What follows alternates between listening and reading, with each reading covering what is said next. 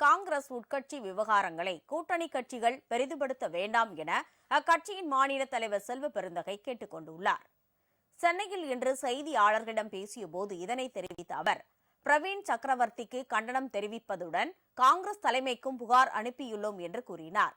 எனவே அவர் மீது கட்சி தலைமை நடவடிக்கை எடுக்கும். எனவே இதை பெரிதுபடுத்தி யாருக்கும் சங்கடம் ஏற்படுத்த வேண்டாம் என்றும் கூட்டணி கட்சிகளை அவர் கேட்டுக் கொண்டார். ஏற்கனவே ஒரு சம்பவம் நடந்திருக்கு. அதற்கு நாங்கள் பரிகாரம் தேடுவதற்கு பத்திரிகை வாயிலாக எங்களுடைய கண்டனத்தை பதிவு செய்திருக்கிறோம், புகார் அளித்திருக்கிறோம். நடவடிக்கை எடுப்பார்கள் என்று உறுதியாக நம்புகிறோம். இதை தோழமை கட்சிகள் பெரிதுபடுத்த வேண்டாம். இது யாருக்கும் நன்மை கிடையாது. இது சங்கடத்தை தான் மேலும் மேலும் ஏற்படுத்தும்.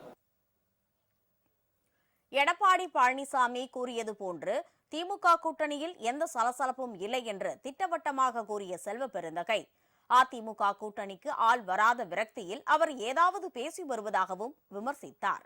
வலிமையான பைலட் இருக்காங்க எங்க என்ஜினை இயக்கிறதுக்கு. டெல்லியில 2 பைலட் இருக்காங்க, ஏர்பஸ் A380 மாதிரி.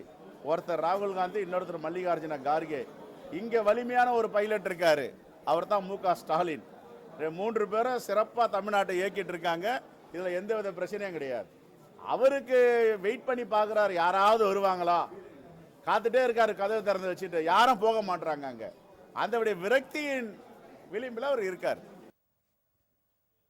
இந்த நிலையில் காங்கிரஸ் கட்சியின் உட்கட்சி விவகாரத்தில் கூட்டணி கட்சிகள் தலையிட வேண்டாம் என்று திருமாவளவன், வைகோ, சண்முகம், வீரபாண்டியன் ஆகிய தலைவர்களை குறிப்பிட்டு காங்கிரஸ் MP மாணிக்கம் தாகூர் தனது சமூக வலைதளத்தில் பதிவிட்டுள்ளார்.